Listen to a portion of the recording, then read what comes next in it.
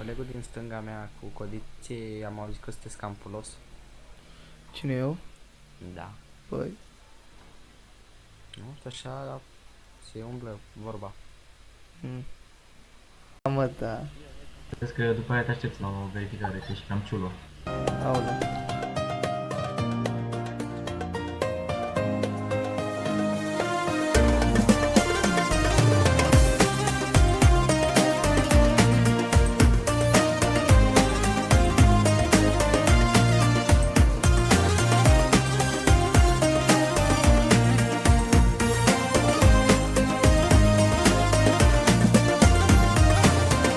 Timpul trece, dar eu încă n-am uitat tot ce-a fost și ne-a legat.